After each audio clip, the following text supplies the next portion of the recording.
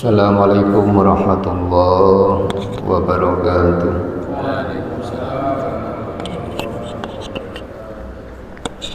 Bismillahirrahmanirrahim. Alhamdulillahirabbil alamin. Wa bihi nasta'inu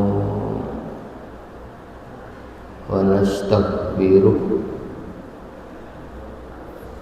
Wa na'udzu billahi min syururi anfusina wa min sayyiati a'malina. May yahdihillahu fala mudilla lahu wa may yudlilhu fala hadiya lahu. Rabbi shrah li sadri wa yassir li amri wahlul 'uqdatam min lisani yafqahu qawli.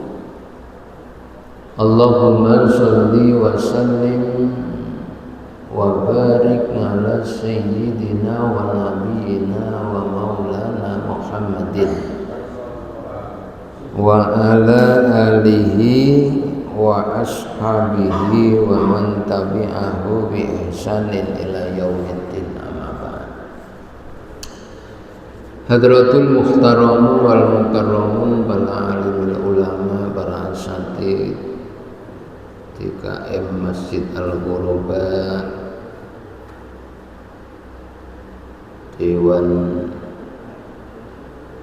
pimpinan ataupun seluruh pengurus yang kami hormati, bapak-bapak sekalian jamaah sholat subuh yang insya Allah senantiasa dimuliakan oleh Allah Subhanahu wa Ta'ala. Pertama, marilah kita senantiasa memanjatkan puji serta syukur kepada Allah Subhanahu wa Ta'ala biqaulina alhamdulillahirabbil alamin. Pagi hari ini kita masih dikaruniakan rahmat, taufik, hidayah, inayah, kesehatan, kesempatan,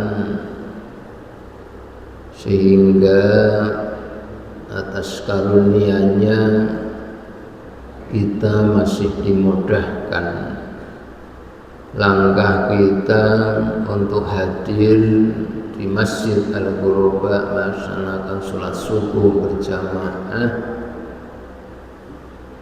dan dibukakan hati kita, dilapangkan hati kita. Pagi hari ini kita masih duduk di majelis ini dalam rangka kita bersama-sama thalabul ilmi. Semoga apa yang kita lakukan, apa yang kita majeliskan di pagi hari ini senantiasa diridhoi oleh Allah Subhanahu wa Ta'ala, ibadah yang diterima Allah, majelis taklim yang bermanfaat bagi kita, membawa kehidupan kita tambah baik, tambah umur, tambah ilmu, dan harus tambah baik. Insya Allah ketika demikian, maka hidup kita akan diridhoi oleh Allah Subhanahu wa Ta'ala. Amin ya rabbal alamin. Sholawat dan salam semua tetap tercurah atas Nabi besar Muhammad sallallahu alaihi wasallam yang kita nantikan syafaatnya fi dunya wa dunya wal akhirah. Amin ya rabbal alamin. Bapak yang kami hormati, sebagai sebelum kita masuk ke ayat, mungkin satu peristiwa yang dimana bisa kita ambil hikmahnya adalah satu cerita di dalam surah Abasa. A'udzu billahi minasyaitonir rajim. Bismillahirrahmanirrahim. Abasa wa tawalla an ja'ahul a'ma wa ma 'alaika alla yazakka aw yadhakkaru fatanfa'ahu dzikr amma man istaghna fa anta lahu tasadda wa ma 'alaika alla yazakka wa amma man ja'aka yas'a wa huwa yahsa.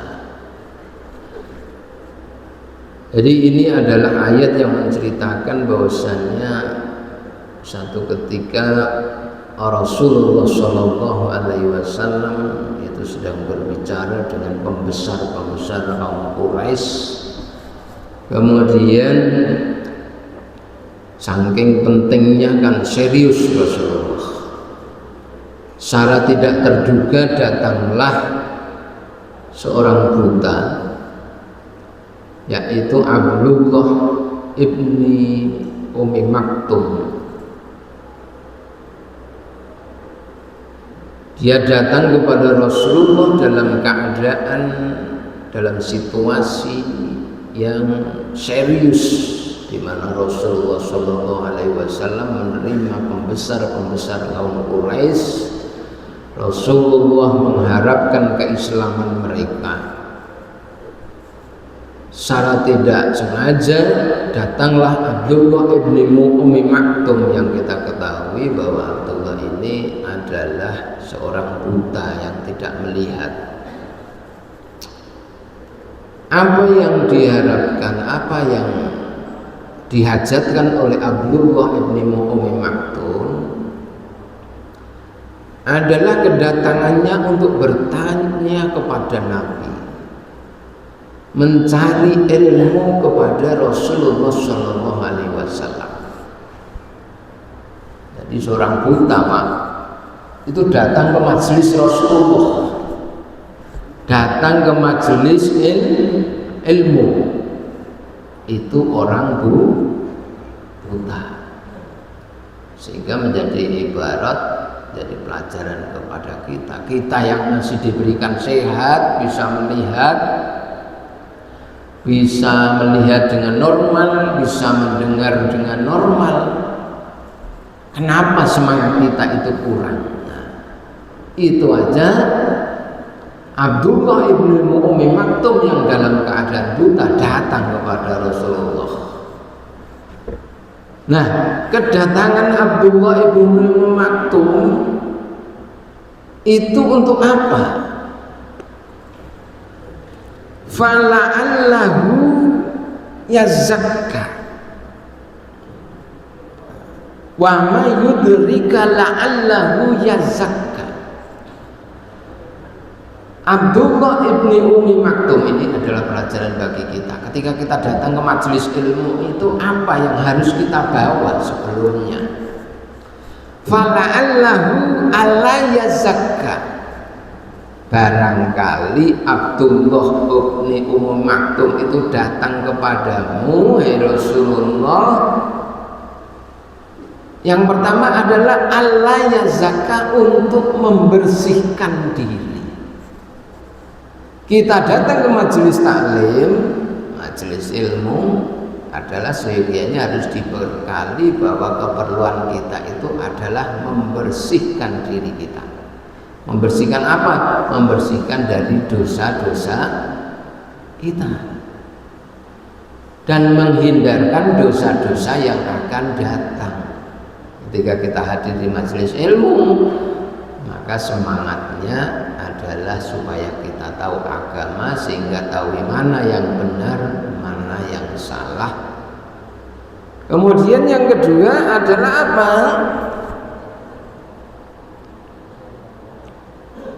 Au yadzakaru fatang fa'ahu dzikr, atau kalau kita tidak punya dosa, maka kita datang itu adalah untuk mengingatkan kita kepada Allah Subhanahu wa ta'ala. Dan ketika kita ingat kepada Allah,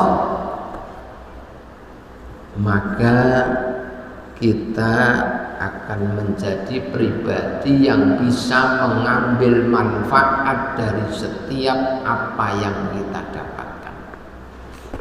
Karena banyak, Pak, kita banyak mendapatkan ilmu tapi manfaatnya tidak ada.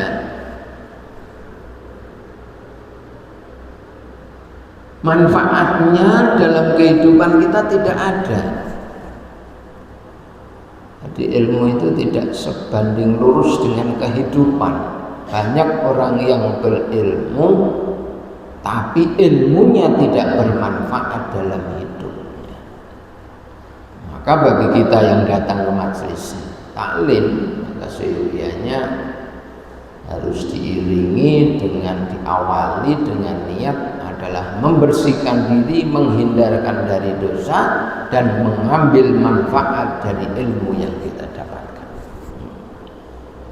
Ini masih banyak ceritanya, nanti nggak dapat ayatnya. A'udzu billahi minasyaitonir rajim. Kita masuk kepada suratul Baqarah ayat yang ke-210.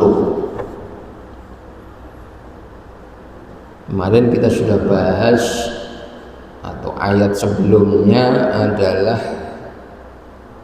ya ayyuhalladzina amanu dkhulu fis-silmi kafah wa la tattabi'u khutuwatis syaiton ila akhirih.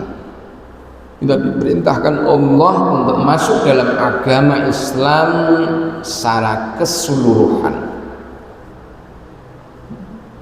menyerahkan ibadah kita, menyerahkan aktivitas kehidupan kita kepada Allah kafatan secara keseluruhan. Maksudnya adalah sesuai dengan syariat yang diperintahkan oleh Allah, yang diajarkan oleh Rasulullah SAW.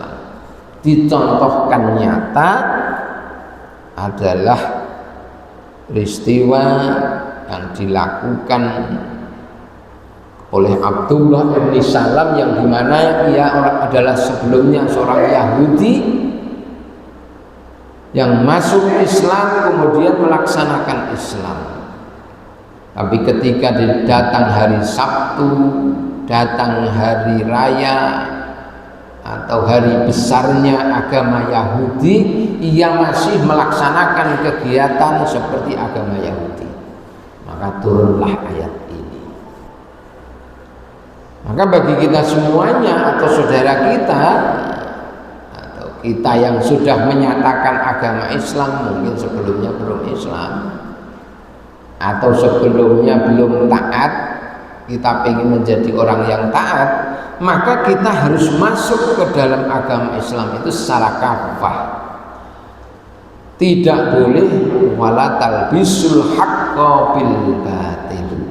Tidak boleh kita mencampur adukan agama Islam dengan ajaran-ajaran yang lain.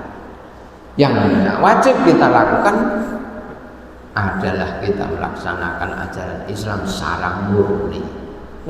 Wala tatabi'u khutuwatis syaiton, jangan kamu ikuti jalan-jalan setan. Apa itu? Ya seperti itu. Jadi mencampur adukan, mau melaksanakan ajaran Islam tapi masih mengerjakan kegiatan yang terdahulu, masih melaksanakan hari raya besar seperti Abdullah bin Salam, hari raya orang Yahudi, orang Nasrani dan lain sebagainya. Maka bagi kita tidak boleh melakukan sebeginian. Karena dalam ayat selanjutnya, fa in zalaltum min ba'di ma ja'atkumul bayyinah wa'lamu annallaha azizun hakim. Ketika seseorang itu kok masih condong, masih melaksanakan kegiatan yang bukan ajaran Islam, belum kafah dalam Islamnya, belum masuk dalam Islamnya secara menyeluruhan, maka diancam oleh Allah Subhanahu wa taala, fa'lamu innallaha azizul hakim. Maka sesungguhnya Allah Maha Perkasa, Allah Maha Bijaksana, Hakimun. Allah akan memberikan balasan sesuai dengan balasan yang adil atas segala perbuatannya. Jadi dua ayat ini sebelumnya adalah kita diajak untuk masuk agama Islam secara kafah, melaksanakan ajaran Islam secara menyeluruh. Selain melaksanakannya juga kita sebaliknya tidak boleh mencampur adukkan dengan yang lain, baik itu keyakinan maupun agama, tidak boleh kita laksanakan. Harus masuk, menata hidup kita, menata perilaku kita, menata makanan, minuman dan lain sebagainya, karena semuanya adalah diatur oleh Allah Subhanahu wa taala. Menata, melaksanakan sesuai dengan ajaran Rasulullah Sallallahu Alaihi Wasallam. Jadi itu Pak. Hal yanzuruna illa an ya'tiyahumullahu fi dhulalin minal ghamami wal malaikati wa qudiyal amr wa ilallahi turja'ul umur. Kenapa kita tidak boleh? Kenapa kita harus masuk Islam secara keseluruhan? Kita tidak boleh condong, kita tidak boleh mencampur adukkan ajaran agama Islam dengan ajaran yang lain, dengan keyakinan yang lain. Maka kita diajak oleh Allah kembali mengingat akhirat dalam ayat itu. Hal yang duruna, tidaklah atau tidak ada yang dinanti-nantikan mereka,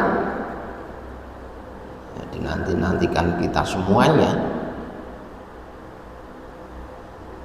yang durana tarikuhu ad-dukhulu fihi illa ayyatiyahumullah, illa kecuali ayyatiyahum, datang kepada mereka. Siapa yang datang?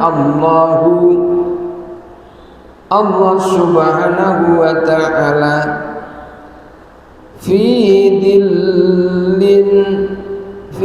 dulalin, di dalam naungan, minal ghamami, dari mendung, wal malaikatu, dan malaikat, wa qudiyal amr, wa qudiya, dan diputuskan al amru, perkara, wa ilallah, dan kepada Allah, turja'u, dikembalikan, al umuru, perkara, segala perkara, semua perkara. Nah, ini Allah Subhanahu wa taala Bapak mengajak kepada kita kembali mengingat satu saat ketika manusia itu sudah dikumpulkan di padang mahsyar. Hal yang duruna ay matang duruna,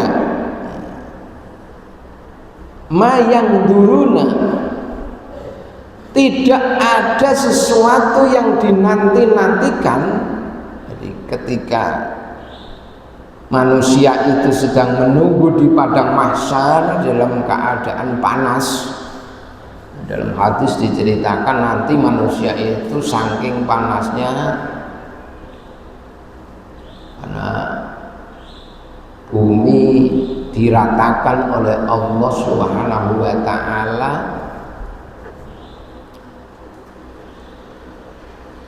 tidak ada sesuatu apapun di bumi ini, di padang mahsyar itu, kecuali hanya debu, tidak ada pohonan, tidak ada gedung, tidak ada apapun itu. Matahari didekatkan sehingga panas, sehingga manusia tergantung kepada amal yang sudah dilakukan. Ketika amalnya banyak, maka akan menolongnya dalam keadaan sesuai dengan dosa yang ia lakukan.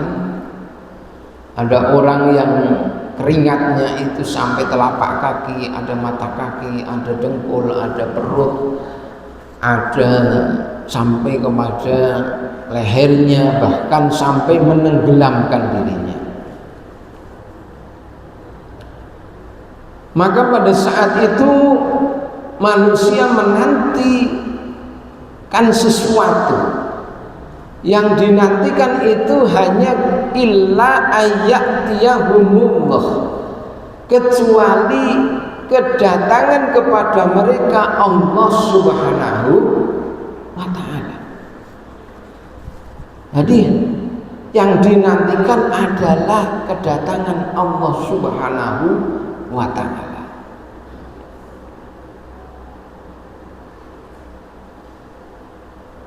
Jadi seperti kita Bapak, ketika kita sedang antri sesuatu dalam keadaan panas, yang dinantikan kan apa yang kita tuju tadi.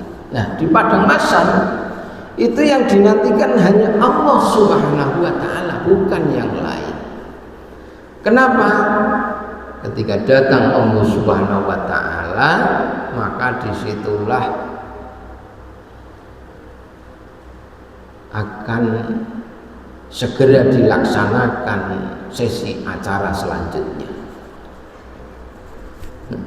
Sama seperti kita kumpul kan, ini pengisi acara kok enggak datang-datang, yang dinantikan kan itu saja. Nah, di padang mahsyar Allah Subhanahu wa ta'ala itu adalah salah satu-satunya yang dinantikan oleh umat manusia. Kemudian Bapak, illa ayyatiyahumullah.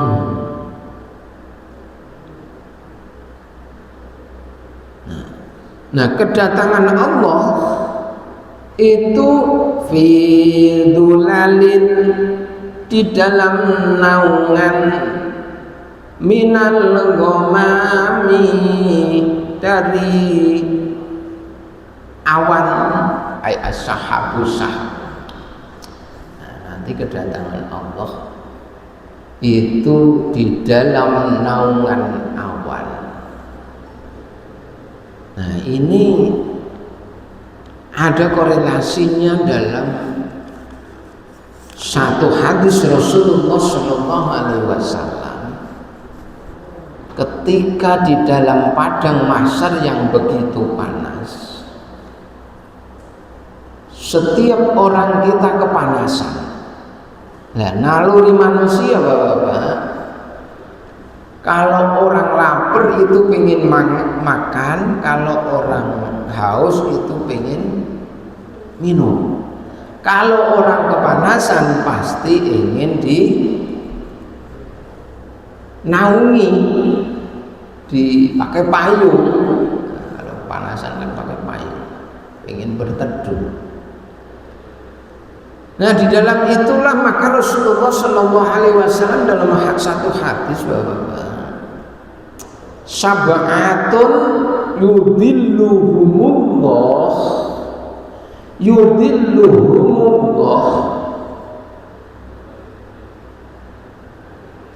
la dhilla fi dhillihi. 7 golongan yang di situ akan mendapatkan naungan oleh Allah Subhanahu wa taala fi dhillihi, di dalam naungannya. Nah, nanti ini Bapak-bapak, ketika Allah Subhanahu wa taala datang di bawah atau di naungan awan, maka ternyata di situ ada manusia yang dinaungi oleh Allah Subhanahu wa taala di dalam naungannya ini. Ini sesuai dengan ayat tadi. Allah datang di dalam naungan awan. Nah, awan Rasul Allah Subhanahu wa taala ini tidak hanya menaungi, ini juga akan menaungi manusia. Dan diterangkan dalam hadis ini, yudhilluhumullah fi dhillihi, dalam naungannya tadi.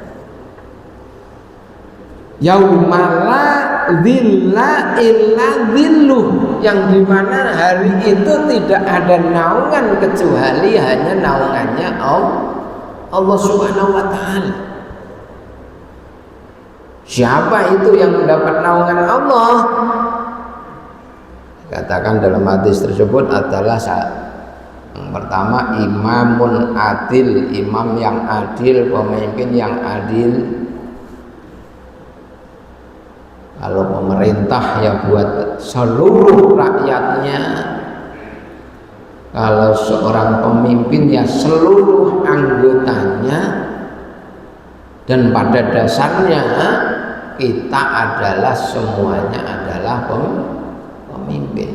Kullukum ra'in wa kullukum mas'ulun an ra'iyati. Jadi imamul adil ini ya mungkin secara makna dimaknai adalah pemerintah, pimpinan yang adil kepada seluruh rakyatnya, seluruh anggotanya. Tapi secara porsi yang kecil mungkin bisa dimaknai juga adalah imamun adil itu ya setiap kita. Ketika kita bisa bersifat adil, maka itu bisa menjadi amalan bagi kita, yang dimana kita tergolong dari orang yang dinaungi oleh Allah di hari padang hari. Maka seyogyanya bagi kita untuk bersifat adil dalam atau sesuai dengan porsi kita, baik kita menjadi seorang pimpinan, baik kita menjadi seorang kepala rumah tangga lah, ataupun kepada diri kita sendiri kita juga harus adil. Wasabun nasa'a biibadatillah. Kemudian yang kedua adalah pemuda yang sibuk, yang konsisten, yang fokus beribadah kepada Allah Subhanahu wa taala. Bagi yang masih muda, ketika ia bisa memfokuskan diri ibadah kepada Allah, maka dia tergolong yang akan dinaungi oleh Allah Subhanahu wa taala. Warijalun qalbuhu mu'allaqun fil masajid. Kemudian seseorang yang di situ hatinya tergantung kepada masjid. Maksudnya ya selalu memberikan, berusaha berkontribusi dalam seluruh aktivitas masjid. Jadi ya pikirannya, tenaganya, hartanya itu mu'alakun fil masajid, ibadahnya, kehidupannya itu senantiasa ingat kepada masjid. Ini dapat naungan Allah. Ketika nanti Allah datang di padang mahsyar dalam keadaan panas, maka dia adalah yang mendapatkan naungan awan itu. Kemudian ada 7 warijalani tahabani fillah istama'an alaih wa tafarraqan alaih, dan 2 orang laki-laki yang bersahabat karena Allah, berpisah karena Allah, berkumpul karena Allah. Nah, bagi kita bapak-bapak, sejujurnya kita dalam bersahabat ya memilih karena fillah. Nah, dan selanjutnya nah, ada 7 golongan. Warijalun ta'adhu imro'atan data jamalin, orang laki-laki yang diajak seorang perempuan yang cantik, ya, tapi dia bisa mengucapkan ini akhafullah. Kemudian kembali kepada ayat tadi. Jadi ini ada korelasinya. Jadi Allah akan datang dalam fi dullalim minal ghamam, dalam naungan awan. Kemudian siapa yang datang lagi? Wal malaika. Apa yang diharapkan kecuali datangnya Allah. Kemudian wal malaikatu, dan para malaikat. Selain Allah yang datang di padang mahsyar saat itu adalah para malaikat mengikutinya. Nah, kedatangan para malaikat itu dalam keadaan sofwan berbaris-baris. Kita bayangkan saja. Wa uridu ala rabbika soffan laqad ji'tumuna kama khalaqnakum awwala marrah. Surat Al-Kahfi. Nanti manusia itu akan dihadapkan kepada Allah Subhanahu wa ta'ala sofan, berbaris-baris. Jadi manusianya juga berbaris-baris.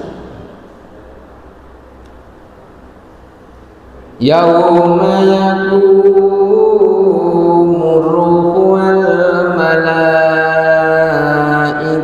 soffan. Itu juga di hari yauma yakumur ruhu wal malaikatu soffan, di hari dibangkitnya ruh-ruh wal malaikatu soffan, dan para malaikat itu soffan, berbaris-baris. Jadi malaikat juga akan datang.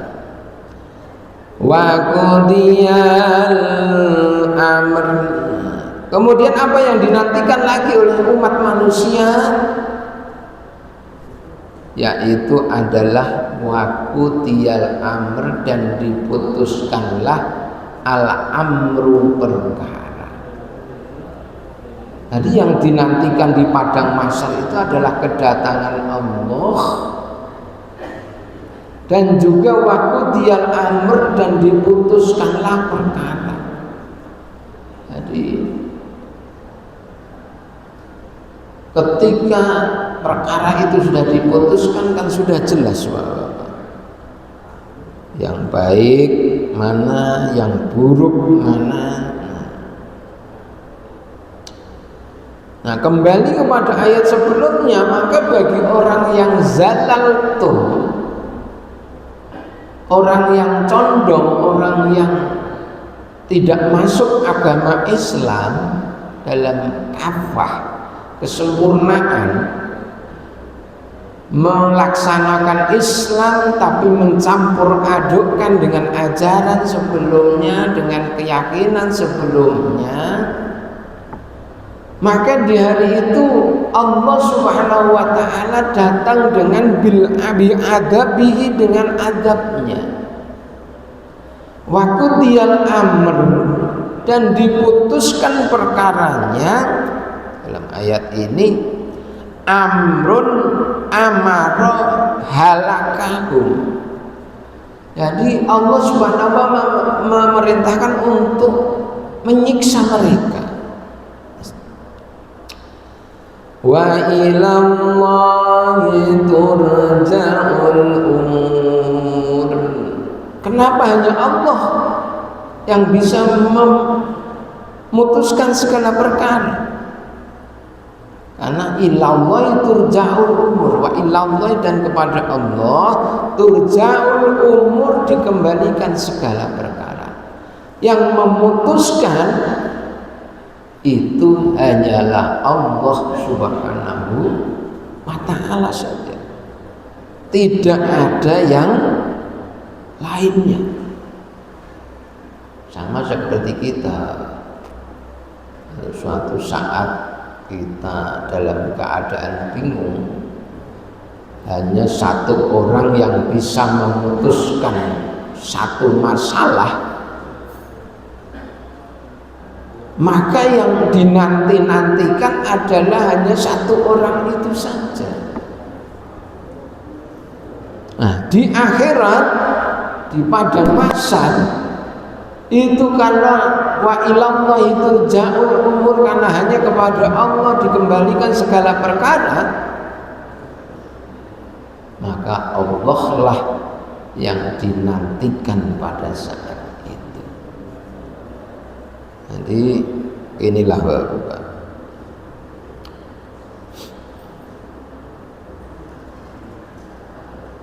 satu pengingat kita supaya kita berhati-hati dalam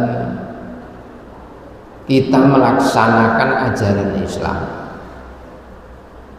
Kita harus benar-benar mengerti pentingnya, kembali tadi, pentingnya kita belajar dan belajar.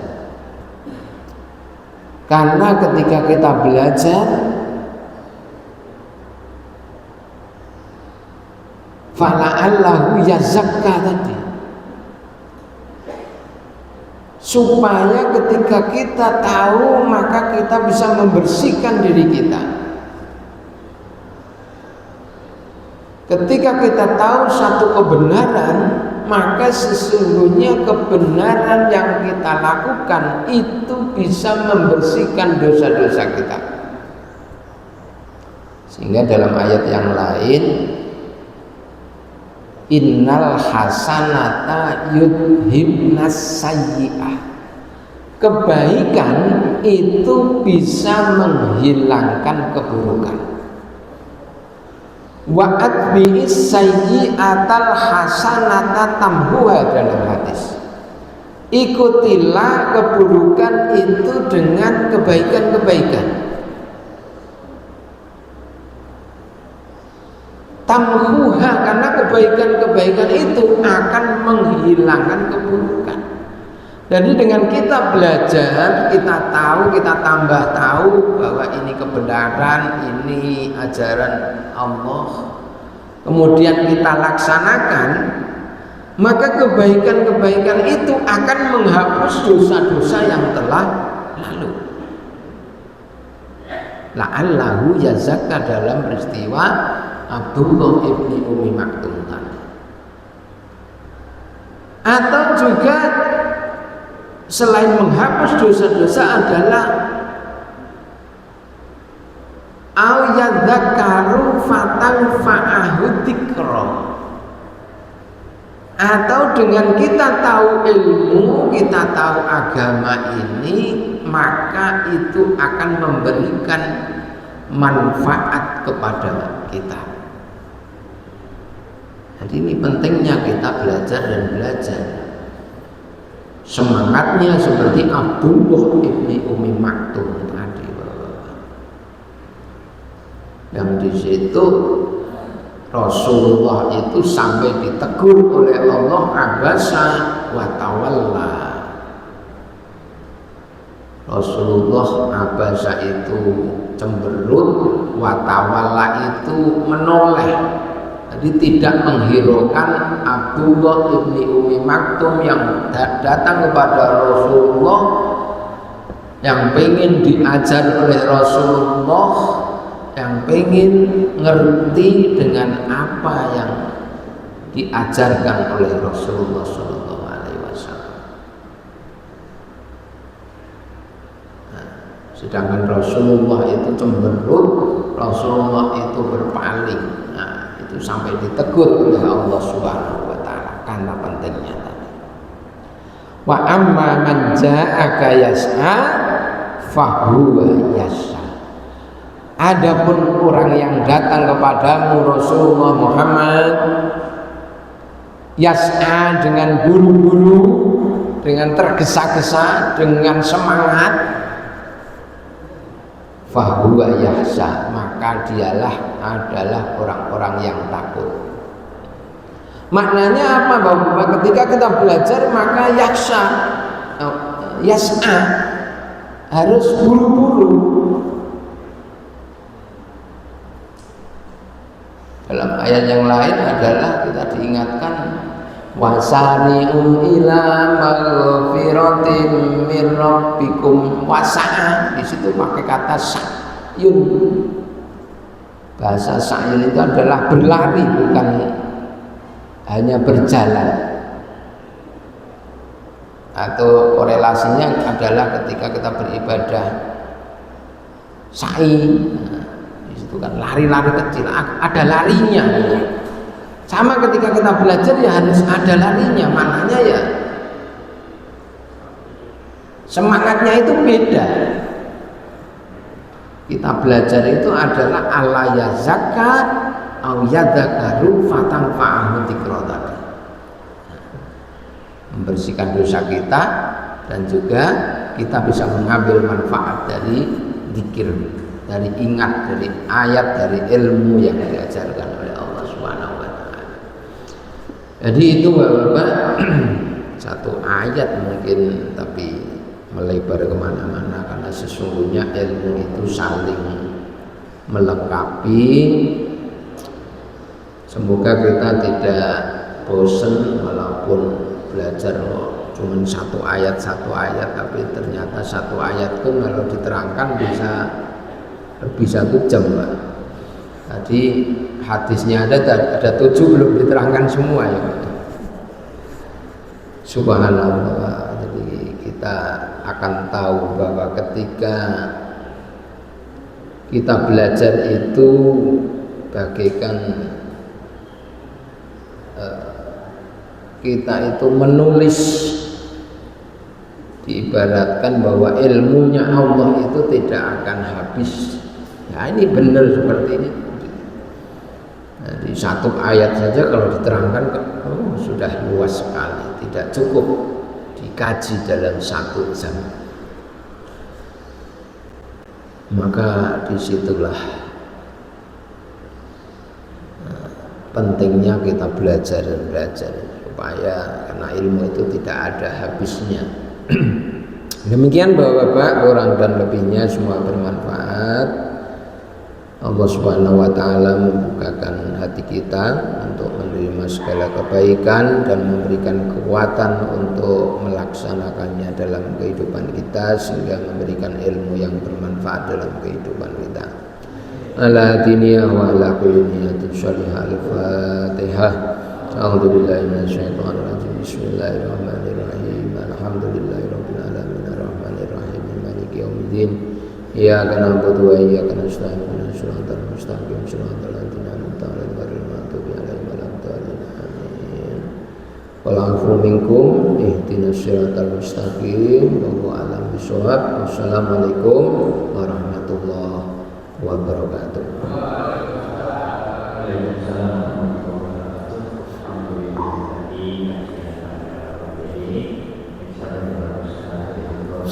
Manusia dan lain-lain.